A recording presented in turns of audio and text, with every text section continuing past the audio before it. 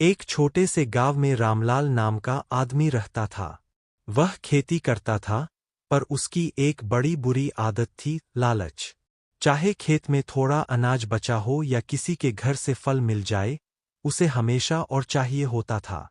गांव के लोग कहते, रामलाल, जितना है उतने में खुश रहना सीखो। पर वह हमेशा कहता, अरे भाई, ज्यादा होगा तो नुकसान थोड़े होगा। सुनहरा मौका। एक दिन जंगल में लकड़ी काटते समय रामलाल को एक पुराना मिट्टी का घड़ा मिला।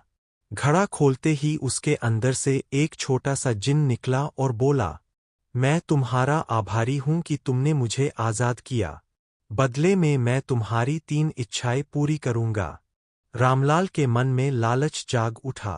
पहली इच्छा, मुझे इतना सोना दे दो कि मेरी 7 पीढ़ियां खा सकें।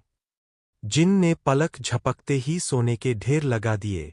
दूसरी इच्छा, मुझे गांव का सबसे बड़ा महल चाहिए। महल भी बन गया। तीसरी इच्छा, मुझे कभी भूख न लगे और खाने पीने की कभी कमी न हो।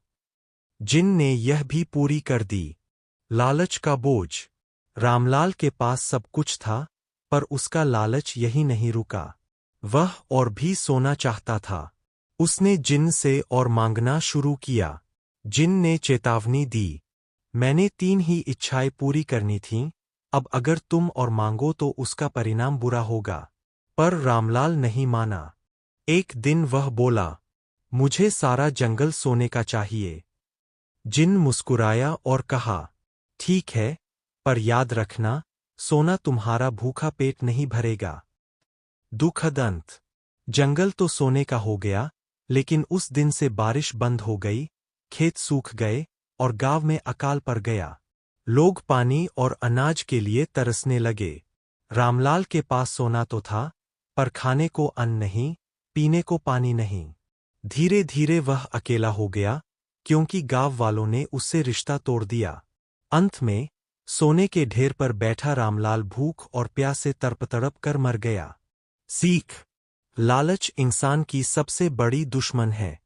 जितना जरूरत हो उतना ही पाना चाहिए, वरना अंत दुखद होता है।